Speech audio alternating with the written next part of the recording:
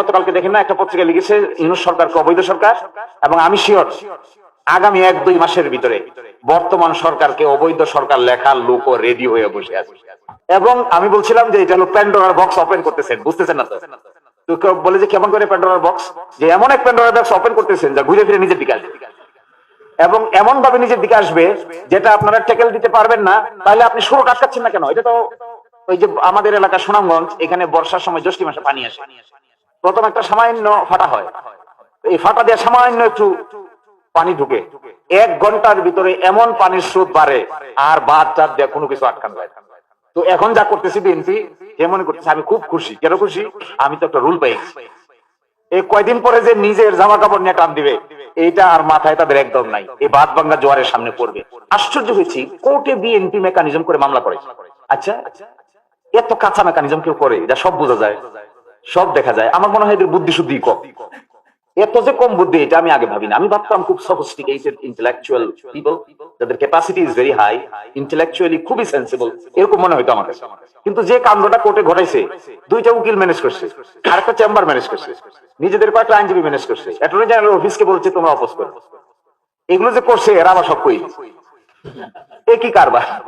আশ্চর্য ব্যাপার। আমার তো ধারণা এই প্রতিটা চেয়ারের পিছনে ছোপ ছোপ রক্ত আছে, যে চেয়ারগুলোতে পরবর্তীতে সংস্কারের পরে যারা বসে, 5ই আগস্টের পরে যারা এই চেয়ারগুলোতে বসছে, তাদের নিচে তো আমার ধারণা রক্তের ছাপ লেগে আছে চেয়ারের পরতে পরতে। এই কথা বলা যায়? বলে এটা বলে সঙ্গে প্রেসিডেন্ট আদেশ দিতে পারে না। তো কোর্টকে আমি সেদিনই বলেছিলাম আমাদের কথা শোনার কথা না, কিন্তু তারপর এক্সট্রাঅর্ডিনারি শুনেছে, সিনিয়র অ্যাডভোকেট অ্যাভয়েড করতে পারে না। বললাম যে ঠিক আছে, সব বাদ, বাদেই যদি দিতে হয় সব বাদ, চলেন আমরা 4 অগস্টে যাই। রাষ্ট্রপতি হয়েও বেচারা মহা বিপদে পড়ছে। একবার জয় বাংলা বলতে হয়, আবার জিন্দাবাদ বলতে হয়। বাংলাদেশে জগতে কোন রাষ্ট্রপতি এত বিপদে পড়ছে বলে আমার কাছে মনে হয়। কিন্তু আমি একটু খুব আশ্চর্য হই, এই এম্বারাসমেন্টটা একটা শিশুও বুঝে। বিএনপি কে এম্বারাসড হয় না? একটু আগেই দেখতেছি একটা ভিডিও বের হয়েছে, রাষ্ট্রপতি বলতেছেন যে তিনি কাকে সালাম করতে গেছেন কিন্তু তার সালাম নেন না। পরে বুঝতে পেরেছেন যেহেতু তিনি রাষ্ট্রপতি হবেন, সুতরাং সালাম নেওয়াটা, পায়ে ধরে সালাম নেওয়াটা ঠিক হয় নাই। সেই লোক এসে বাংলাদেশ জিন্দাবাদ বলতেছে, আবার সেই লোক রাষ্ট্রপতি আছেও। বিএনপি দেখলাম ভেরি হ্যাপি। তো এম্বারাসড হলে হ্যাপি হয়, এটা বিএনপি কে না দেখলে এরকম আজব চিজ জগতে আর আছে কিনা আমার কাছে খুবই আশ্চর্য মনে হয়। কেমন আজব চিজ, এরকম বক্তব্য দিচ্ছে, জিন্দাবাদ বলতেছে, তাকে আবার রাখতে হবে। এখন আবার দেখি বক্তব্য দিচ্ছে ওনাকে রাখতে হবে কেন? কারণ ওনার মেয়াদ এখনো শেষ হয়। তো মেয়াদ তো শেষ হবে 28 সালের এপ্রিলের কত তারিখ দেখলাম। এতদিন পর্যন্ত এটাকে সোয়ালো করে করে যাবেন। যাক, ওনাদের ক্ষমতা আছে। তো করণীয়টা কি? এর মধ্যে আমি মনে করি বিপ্লবী আক্তাররা এখানে আছে, এজ মেম্বার অফ পার্লামেন্ট, তাদের উচিত আগামী 12 তারিখের আশেপাশেই, 13 তারিখেই সংবিধান সংস্কার পরিষদের সভা আহ্বান। সেখানে তারা একটা জিনিস করতে পারবেন, আর একটা জিনিস করতে পারবেন না।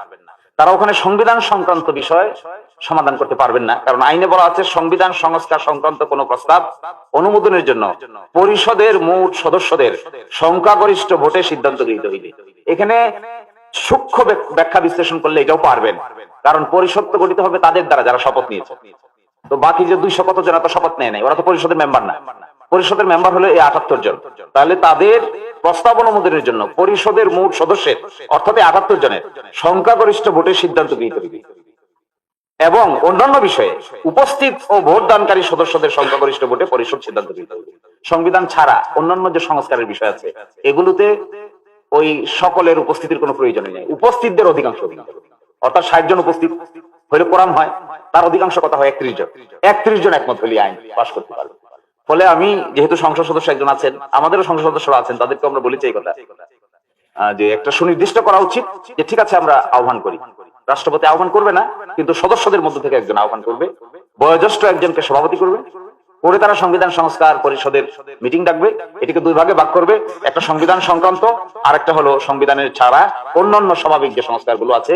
84-র ভিতরে 47টা ছিল সংবিধান সংক্রান্ত, বাকিগুলো তো সংবিধান সংক্রান্ত না। সুতরাং এগুলো করতে কোনো আইনগত বাধা নাই। সেকেন্ড প্রশ্ন হলো, আমার ধারণা রাষ্ট্রপতির ভাষণ শোনা উচিত না আক্তারদের।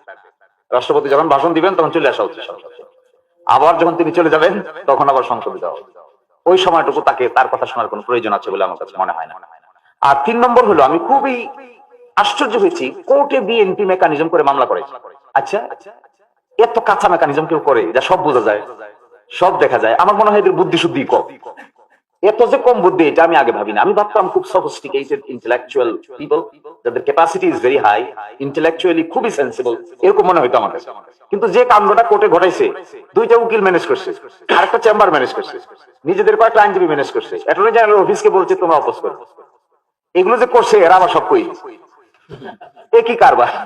কোর্টে গিয়ে যখন আমরা বললাম যে একই কারবার, এটা কোর্টের বিষয় না, এটা তো হলো বিষয়টা তো হলো রাজনীতিবিদদের আলাপ আলোচনা করে বাইরে সেটেল হয়েছে। কোর্টের ফাংশন কি? আপনারা দুজন বসে কিভাবে বুঝবেন দেশে বিপ্লব ঠিক হয়েছে না বেঠিক হয়েছে? আপনারা দুজন বিচারক, তার মধ্যে একজন হলো আবার এই সরকারের আমলে অ্যাপয়েন্ট। তো আমি কোর্টে বললাম দাঁড়ায়, আচ্ছা মাই লর্ড, যদি এটা যায় আপনিও তো যান, যদি সংস্কার প্রস্তাব পুরাটা চলে যায় তা আপনি থাকেন? কারণ যে অর্ডিন্যান্সের আলোকে আপনি অ্যাপয়েন্টেড হয়েছেন, এই অর্ডিন্যান্স তো এই সরকার আসার পরে, অভ্যুত্থানের পরে 133টা অর্ডিন্যান্সের একটা অর্ডিন্যান্স হলো বিচার বিভাগের অ্যাপয়েন্টমেন্টের জন্য একটা কমিশন গঠন করে নিয়োগ। ওই কমিশনের অধীনে আপনিও নিয়োগপ্রাপ্ত, আপনি এটার বিরুদ্ধে রুল দিচ্ছেন, তা আপনি থাকবেন কই? একটা রক্তের উপর দাঁড়াইয়া এই কথা, এই কাজ করা যায়? আশ্চর্য ব্যাপার। আমার তো ধারণা এই প্রতিটা চেয়ারের পিছনে ছোপ ছোপ রক্ত আছে, যে চেয়ারগুলোতে পরবর্তীতে সংস্কারের পরে যারা বসে, 5 আগস্টের পরে যারা এই চেয়ারগুলোতে বসছে, তাদের নিচে তো আমার ধারণা রক্তের ছাপ লেগে আছে চেয়ারের পরতে পরতে। এই কথা বলা যায়? বলে এই টেবিলের সঙ্গে প্রেসিডেন্ট আদেশ দিতে পারে না। তো কোর্টকে আমি সেদিনই বলেছিলাম আমাদের কথা শোনার কথা না, কিন্তু তারপর এক্সট্রা অর্ডিনারি শুনেছে, সিনিয়র অ্যাডভোকেট অ্যাভয়েড করতে পারে না। বললাম যে ঠিক আছে, সব বাদ, বাদে যদি দিতে হয় সব বাদ, চলেন আমরা 4 অগস্টে যাই, let us go back to 4 August. তাহলে কি আপনি থাকেন? বলছেন আমি থাকি। তাহলে ওই দিন বসে আদেশ দেন, একটা টাইম মেশিনে আবিষ্কার করে আমরা 4 অগস্টে যাই, আর এর মাঝখানে যা হয়েছে সব একেবারে রিসেট। তখন আর কথাবার্তার, অর্থাৎ আমার ধারণা একটা রাজনৈতিক সংকটকে কোর্টের বারান্দার ভিতরে টেকনিক্যাল উকালতির কায়দায় মোকাবেলা করার যে তরিকা, এটা যে ভুল, এটা তো কয়েকবার প্রমাণিত। এটা কেয়ারটেকার সরকার বা প্রমাণিত হয়েছে, দেশে আগুন জ্বলছে।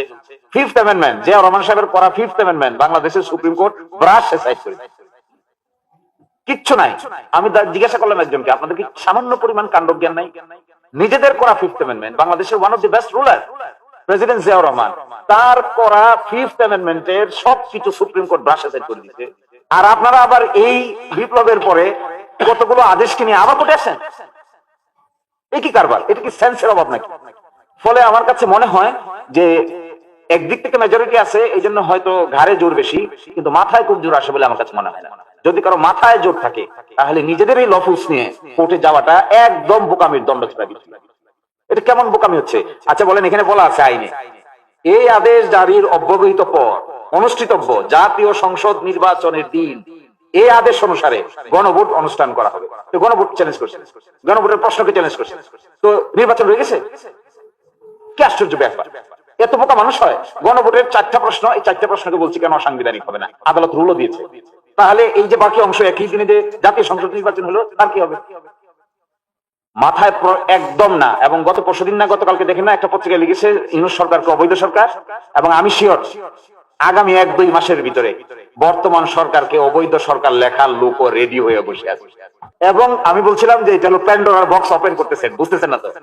তো কেউ বলে যে কেমন করে প্যান্ডোরার বক্স, যে এমন এক প্যান্ডোরার বক্স ওপেন করতেছেন যা ঘুরে ফিরে নিজের দিকে আসবে, এবং এমন ভাবে নিজের দিকে আসবে যেটা আপনারা ট্যাকেল দিতে পারবেন না। তাহলে আপনি শুরু আটকাচ্ছেন না কেন? এটা তো ওই যে আমাদের এলাকা সুনামগঞ্জ, এখানে বর্ষার সময় জ্যৈষ্ঠ মাসে পানি আসে, প্রথম একটা সামান্য ফাটা হয়, এই ফাটা দিয়ে সামান্য একটু পানি ঢুকে 1 ঘন্টার ভিতরে এমন পানির স্রোত বাড়ে, আর বাদ চার দিয়ে কোনো কিছু আটকানো যায়। তো এখন যা করতেছি বিএনপি যেমন করতেছে, আমি খুব খুশি। কেন খুশি? আমি তো একটা রুল পেয়েছি। এই কয়দিন পরে যে নিজের জামা কাপড় নিয়ে টান দিবে, এইটা আর মাথায় তাদের একদম নাই। এই বাদ বাংলা জোয়ারের সামনে পড়বে। ফলে এগুলো থেকে মুক্তির জন্য আমার কাছে একটা মাত্র কথা আছে, রাজনৈতিক কথা, তো রাজনীতিবিদরা আছে বলবেন, একটা পার্লামেন্টের করা উচিত সংবিধান সংস্কার পরিষদের সভা আহ্বান করা। Let it be call for. পার্লামেন্টের মেম্বার আছেন, পার্লামেন্টে আরেকটা রুমে আপনারা আহ্বান করে বসেন, আলোচনা শুরু করেন। ওনারা সংসদ চালাক, আপনারা সকালবেলা সংসদ করেন, বিকালবেলা সংবিধান সংস্কার। এরপরে অগ্রসর হোক। আর প্রেসিডেন্টের ভাষণের সময় থাকার দরকার নাই, প্রেসিডেন্টের ভাষণ শেষ হয়ে যাওয়ার পরে আবার গিয়ে ঘুরে এই প্রতিবাদটা জানানো দরকার বলে আমার কাছে মনে হয়। আর এই সমস্যাটার সমাধান যদি বের করতে পারে সংবিধান সংস্কার সভা বসে, তাহলে আমার ধারণা একটা নতুন ডাইমেনশন হইতে পারে ইন পলিটিক্স। আর থার্ড হলো, আমি মনে করি একই সাথে কনস্ট্রাকটিভ ভূমিকা পালন করার জন্য এনসিপি সহ সকলেরই এই শ্যাডো মিনিস্ট্রির কনসেপ্টে গিয়ে সরকারের উপর একটা প্রচন্ড ওয়াচডগ ক্রিয়েট করা দরকার, যেন তারা চাইলেই ডাইনিভাবে যেতে না পারে।